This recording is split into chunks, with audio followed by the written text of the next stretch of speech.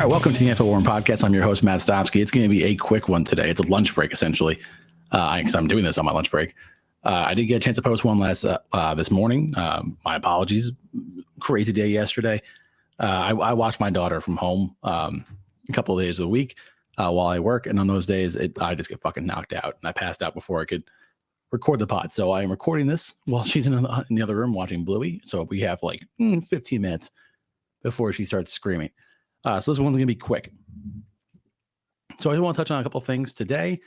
Free agency is starting to wind down. Still some moves being made.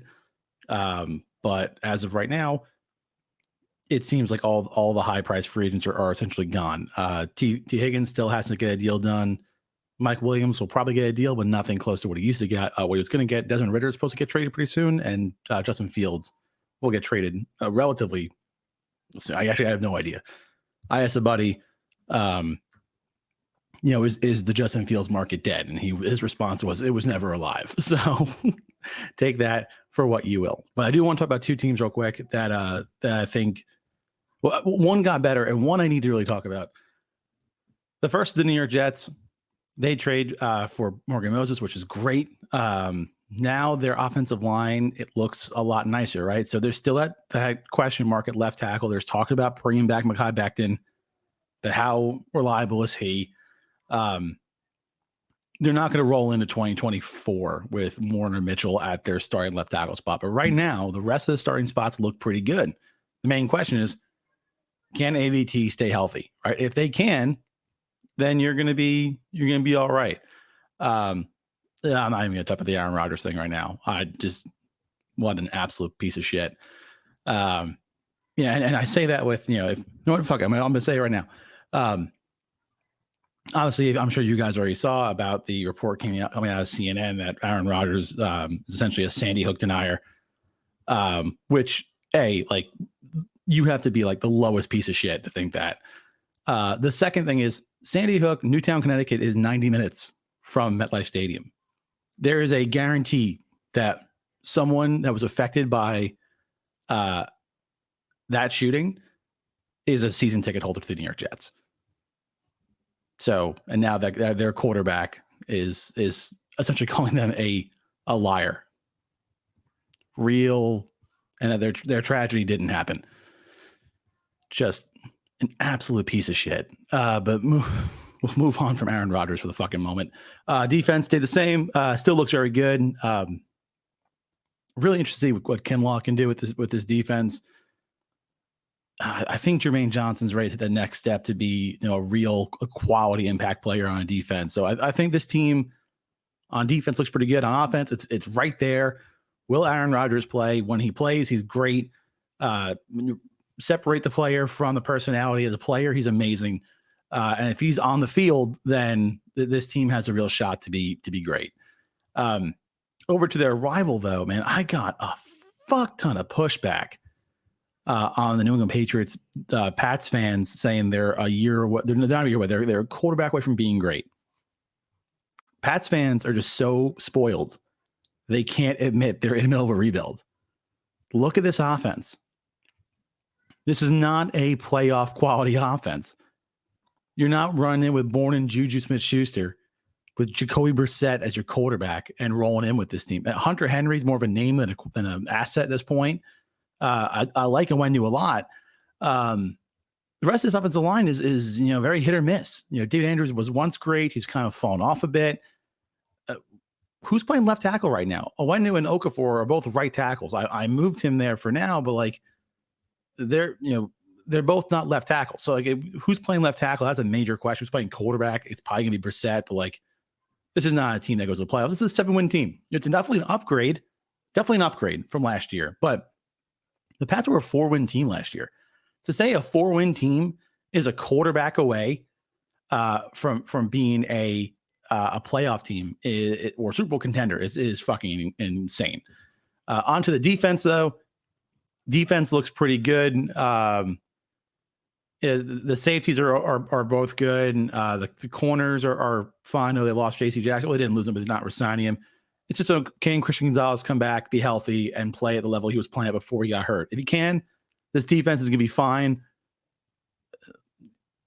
here's something about defenses, because this is a big pushback again as well from the Patriots fans, that their defense is elite and that's why they're a quarterback away. Defense from year to year is not stable, right? So much to do with injuries and who you're facing.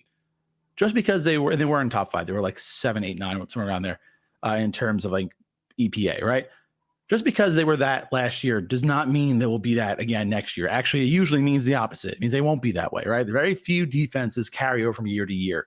And very few defenses are that good where it impacts your team to like a 2006 Bears level, right? Where that defense carried the entire team to a Super Bowl.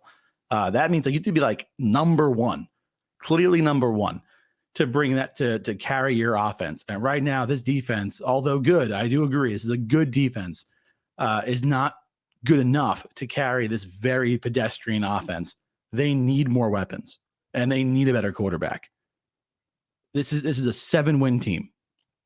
7-win, maybe 8 wins, definitely competitive, 100% competitive. But Patriots fans are they have their heads buried in the sand right now. Because I just don't think they know what a rebuild looks like anymore. They've been so dominant for so long that they just can't believe in that. And also, remember, brand new coaching staff. You know, obviously a lot of the same guys moved to different spots, but like different guy at the helm. It's going to change. Things are going to change. There's going to be some growing pains, and they're still playing the Bills and the Dolphins, who, while they did get weaker, are still very good teams, and the Jets, who should be, as we just talked about, pretty good. So to say this team is, they're going to, and again, who are they going to add? Like, yeah, if you add Patrick Mahomes to this team, sure, then they're a quarterback away. But who are you adding in the next 3 months that's bringing this team to a Super Bowl, right? And if you get Caleb Williams, he's not going to be able to do that. Drake May, Jaden Daniels, absolutely not. Absolutely not. The last rookie quarterback to bring a team to a Super Bowl was Russell Wilson, and he did a good job, but that was one of the best defenses of the last decade. I mean, 2 decades, the Legion of Boom. You telling me this defense is Legion of Boom level? I don't think so. I do not think so. So I just think Patriots fans have to be more realistic. I think they're taking positive steps. I think they're building to get back to where they were. They'll never get back to what they were in the mid-2000s, right? That was a once-in-a-lifetime dynasty. But they're getting back to being there. It's not going to be next year, though. It's not going to be next year. They'll be more competitive. They won't be at the bottom, but they will be. But it's not. Next year is not the Patriots window opening back up for a Super Bowl. I had to get that out because that was just fucking driving me nuts. Little preview for what's going to happen the next couple of weeks or next week. Charlie Campbell of Walter Football will be on for the Wednesday podcast. We're going to talk about the biggest movers, ups and downs, obviously, since the combine, and also how the first round is changing after the first couple waves of free agency are now done. I will have a mock draft out Monday morning. I have to look a lot different than the one I did last week because just so many moves happened in the last 72 hours. Also trying to get John Schmelk on from the New York Giants, talk about what they've been up to, obviously losing Saquon and Isaiah McKinney, but adding Brian Burns and John Runyon. Giants fans are a bit of a toss-up right now with how they feel about it, but I kind of want to get an idea of what he thinks. I'm very happy as a New York Giant fan. I'm very happy with what they're doing. But I'll talk about a little bit more with John. So we're going to get those 2 guys on. Matt will be back next week. He's was in Disney, killing it like every Long Islander in Disney. He'll come back and we'll talk some offensive line. I am going to try to get through some offensive line stuff tonight so we can talk about offensive tackles tomorrow in the podcast. Also, tomorrow at 7 p.m. on Sirius XM NFL Radio, the Sumer Sports Draft Show with Eric Eager and Thomas Mitroff will be airing, talking with about offensive tackles. Jeff Schwartz, former NFL offensive lineman, will be joining them for the show. We got a lot of content over the next week or so. So sorry for the short one. It's kind of a lunch break. I hope you guys are enjoying your day, but I'll see you guys tomorrow.